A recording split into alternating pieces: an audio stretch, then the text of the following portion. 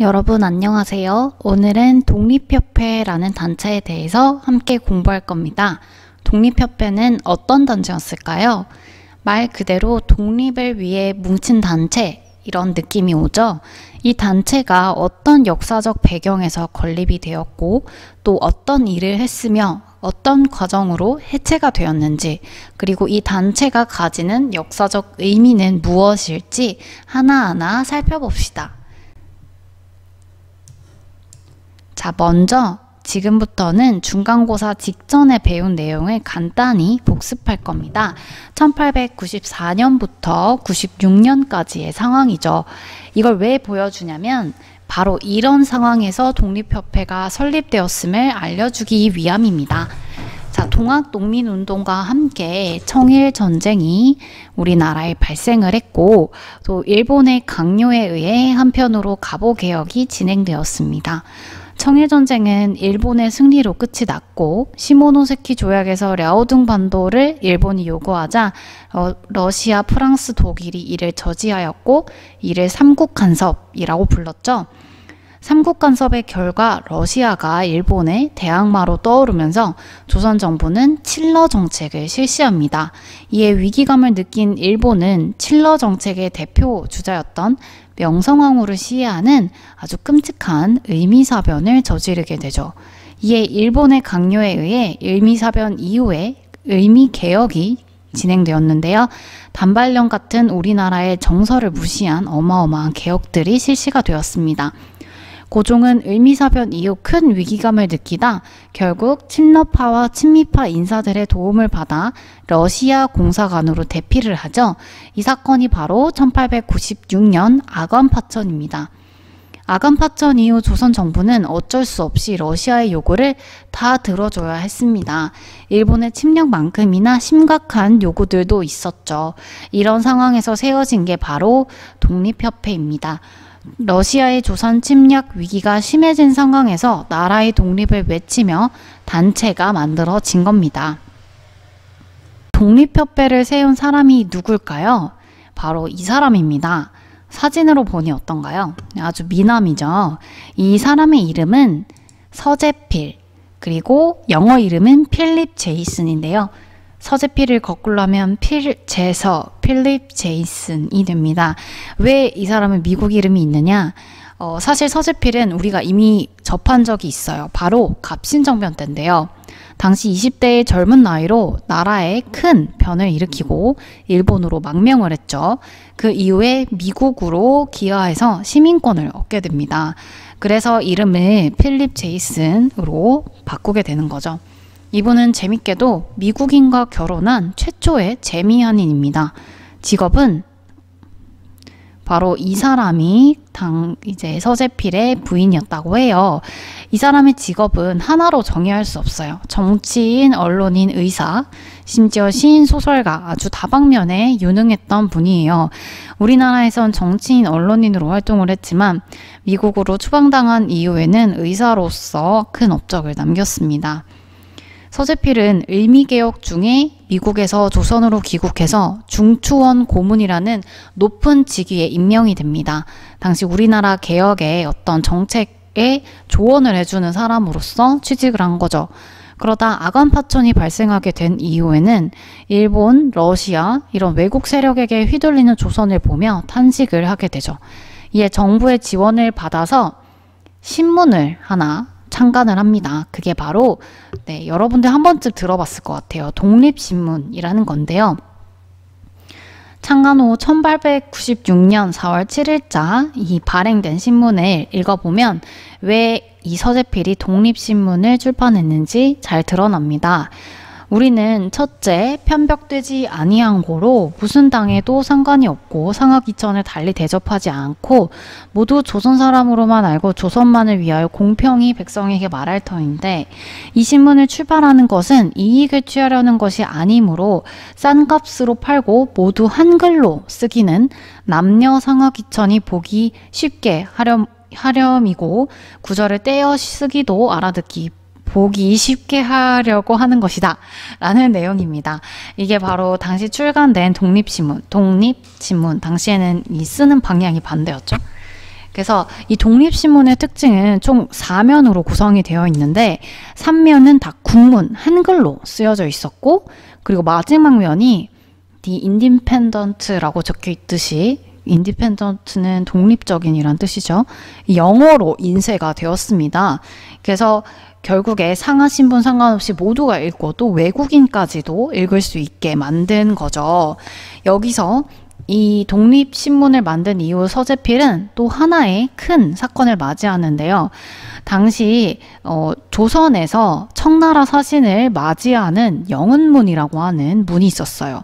여기에 이제 중국 사신이 오면 나아가서 막 이렇게 축하도 하고 막 이런 어떻게 보면 굉장히 조공책봉 관계를 잘 보여주는 상징물 같은 건데 이 서재필은 이 영은문이 사대적이고 굴욕적인 기억이다 라며 이 위에 대가리를 없애버리고 이 기둥만 남긴 채로 옆에 영은문이 아니라 독립문, 여기 보이죠? 여기 남은 영은문, 이게 독립문, 요거를 만들려고 이제 기념물을 세우고자 합니다. 그래서 이걸 만들기 위한 단체로서 독립문추진위원회라는 게 만들어졌는데 이 시간이 흘러서 이 단체가 발전하면서 독립협회라는 단체가 만들어지게 되고 활동을 전개하게 되는 거죠. 자, 그렇다면 독립협회가 어떤 활동을 벌였는지 살펴봅시다. 네, 첫 번째, 자주국권, 즉 조선 스스로 주인이 되는 독립적인 나라가 되자. 두 번째, 민중계몽, 현재 민중들에게 서구 사상의 어떤 자유, 민주정치 이런 것들을 가르쳐서 민중 스스로 깨닫게 하자.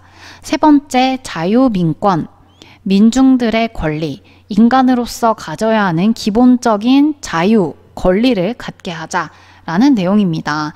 그래서 우린 지금부터 하나하나 이 주제에 따른 세부적인 운동 내용을 살펴볼게요. 먼저 민중계몽운동을 살펴봅시다. 계몽이라 함은 지식 수준이 낮은 사람을 가르쳐서 깨우친다 라는 뜻입니다. 교육이란 의미와 조금 비슷하죠. 독립협회는 민중계몽을 위해 어떤 것을 했을까요? 민중들이 읽어볼 다양한 읽을거리를 발행을 하는데 대조선 독립협회 회보, 즉 어떤 잡지, 약간 이렇게 가볍게 읽어볼 수 있는 신문 같은 거 이런 걸 발행을 했고 또 교육, 지능, 산업개발, 미신타파 그러니까 어떤 구시대적인 오래된 관습을 버리고 배우고 또 산업을 진흥시켜서 우리나라 조선이 발전해야 된다 이런 주제를 담은 토론회 같은 거를 많이 열었다고 합니다. 다음은 자주국권 운동입니다. 당시 조선의 왕이 러시아 공사관에 머물러 있었기 때문에 러시아는 조선을 마음대로 쭈물쭈물 거리려고 했어요. 러시아는 조선의 군사교관과 재정고문을 파견해서 국가정책에 간섭하였고 부산 근처에 있는 여기 보면 저령도라고 하는 작은 섬이 있는데 이거를 러시아가 빌리겠다라고 되어 있어요. 여기 글자에도 나와 있지만 이렇게 될 경우 러시아 해역이 여기가 형성이 되고 또 러시아가 얼지 않는 항구인 부동항을 얻을 수 있는 그런 결과를 안겨주죠. 이뿐만 아니라 한러은행의 설립을 요구하는 등 굉장히 정치 경제적 침략 야욕을 보여주게 됩니다. 이에 독립협회는 가만히 있지 않았어요. 러시아의 이런 내정 간섭 그리고 조선의 이권, 조선의 이런 이득이 되는 경제적 권리를 요구하는 이 러시아의 침략을 규탄하는 그런 토론회를 개최를 하는데요. 1898년 10월 28일 종로 거리에서 여기입니다. 만민공동회라는 게 개최가 되었어요.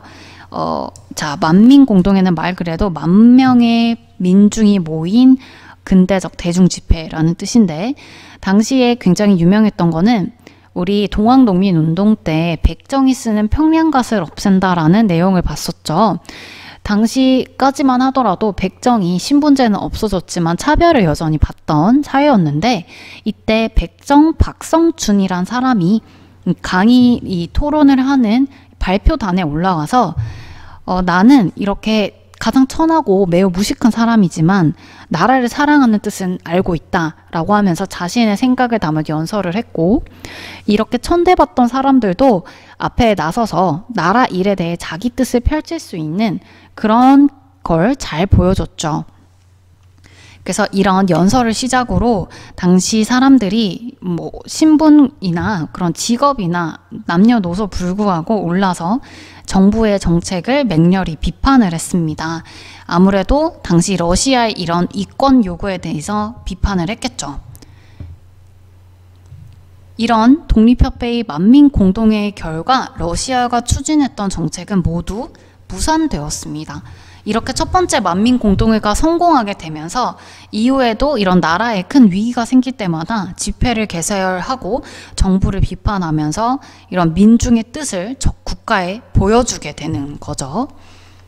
그래서 갑자기 이 근대적 대중 집회를 보다가 이때가 생각이 났어요. 얼마 지나지 않은, 그래도 꽤 지난 시간인데 우리가 역사를 왜 배울까요? 역사는 단순한 과거의 이야기가 아니라 주체들이 만들어가는 이야기입니다. 여러분도 그 주체가 될 수 있죠. 이 상황과 이 만민공동회의 상황이 언뜻 오버랩 되어서 보이는 건 쌤만의 착각이 아니겠죠? 네, 다음은 자유민권 운동입니다. 민권이란 말은 굉장히 어렵게 들리기도 하는데 사실 인권이라는 말과 맥락이 비슷합니다. 여기서 민권이라고 하는 것은 신체의 자유, 나의 신체는 내가 스스로 컨트롤할 수 있는 자유, 그리고 언론, 출판, 집회, 결사, 뭐 재산권 이런 자유. 지금 현대사회에서 너무 당연하게 통하는 거죠. 그런데 당시엔 그렇지 않았어요. 그래서 이 한 나라의 인간으로서 이런 받을 수 있는 권리, 이런 민권을 요구했고, 더 나아가서는 이제 국가의 정치에 참여하게 해달라라는 참정권 운동을 전개하게 됩니다. 여러분도 곧 나이가 지나면 정치에 참여하는 참정권을 누리게 되는데요. 우리가 정치에 어떻게 참여하죠? 사실 선생님도 정치에 참여하고 있거든요. 선생님이 막 국회의원으로서 직접 정치를 하는 건 아니지만 우리 손으로 투표를 해서 선생님의 뜻을 전해줄 대표를 뽑죠. 그 대표들이 모여 의회를 구성하고 정책을 입안하고 결정하는 거죠. 당시 사람들도 우리 손으로 우리 대표를 뽑고 의회를 만들게 해달라라는 요구를 하게 되는 거예요. 이게 바로 의회 설립 운동이고, 이 의회의 기능을 부여하는 중추원이라고 하는 기구가 원래 있었는데 이 기구를 개편해서 의회의 기능을 부여하게 해달라라는 걸 요구하는 거예요. 그래서 이런 뜻을 반영해서 개혁적인 성향을 가졌던 박정량이라는 사람을 중심으로 내각이 형성되게 됩니다. 쉽게 말해 정부의 주도 세력이 바뀌게 된 거죠. 개혁파로. 그래서 1898년 10월 28일에 또 민회가 개최가 되는데, 이때는 그냥 민중들만 있었던 게 아니라 정부의 관료들도 참여를 했기 때문에 만민공동회가 아니라 이제는 관민공동회가 돼요. 이 관민공동회에서 독립협회는 헌의 6조라는 걸 제시를 했는데요. 이 제시안에 이런 관료들도 동의를 했어요. 그럼 이 헌의 6조의 내용을 하나하나 살펴볼게요. 1조, 외국인에게 의지하지 않고 관민이 합심해서 황제권을 공고히 할 것. 이해되죠? 2번, 외국과의 조약은 해당 부처의 대신과 중추원 의장이 함께 날인하여 시행할 것. 자, 3조, 재정은 탁지부에서 전담하여. 쉽게 말해서 갑신정부부터 쭉 이야기되어 오던 재정의 일원화를 얘기하고 있습니다. 그리고 5조를 보면 정부의 뜻을 물어 과반수가 동의하면 임명할 것. 그러니까 이 2조와 5조를 봤을 때 어떤 민중들의 정치 참여를 요구하는 경향이 보여요. 이 독립협회가 요구한 중추원 개편은 어떤 내용이었냐면, 국가가 선정한, 쉽게 말해서 국회의원이죠. 국가가 선정한 의원 반, 그리고 민중들이 뽑은 의원 반, 이렇게 해서 중추원을 구성하고, 이 중추원에서 2조처럼 어떤 조약이나 중요한 정책 결정을 여기서 결정한다. 그러니까 국가 뜻으로만 정책을 결정하지 않고 민중의 의사를 반영하는 대표가 참여한 곳에서 결정이 된다라는 뜻이죠. 이해되나요? 즉 헌의 6조의 핵심적인 내용은 국가 운영에 백성의 뜻을 반영하라 라는 것이었어요. 그래서 드디어 민회가 하나하나 이런 개별적인 이슈를 넘어서 국정 운영 방식 자체까지 거론을 하기 시작한 거예요. 자, 그래서 이렇게 승승장구하던 독립협회에도 위기가 들이오는데요. 독립협회가 원하는 대로 계속 이렇게 진행이 되자 보수 세력이 위협을 느끼게 돼요. 그래서 고종에게 익명의 편지를 보내게 돼요. 이 익명의 편지 내용은 뭐냐면 독립협회가 왕정을 폐지하고 윤치호라는 사람을 대통령으로 삼으려고 한다라는 내용인데, 이 학습지에 보면 이 내용을 어떻게 적어놨냐면 독립협회가 공화정을 추진하려는 모함을 했다라고 되어 있어요. 자, 그럼 여기서 알아야 될 게 입헌군주제와 공화제의 차이를 알아야 돼요.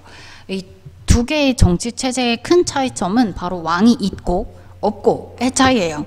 입헌군주제 현재 영국도 여왕이 있잖아요.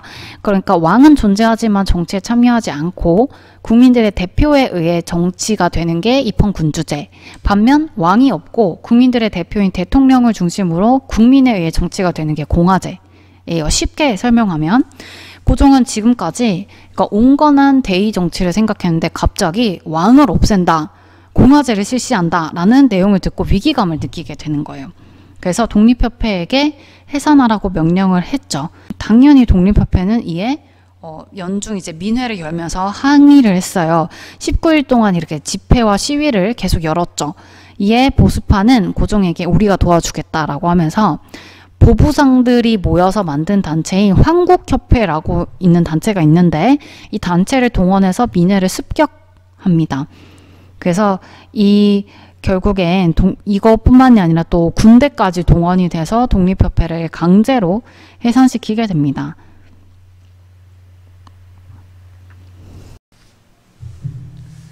자, 여기까지가 독립협회에 대한 내용입니다. 다음 시간에는 이어서 대한제국과 광무개혁이란 주제로 학습을 해보도록 합시다. 네, 수고 많았습니다.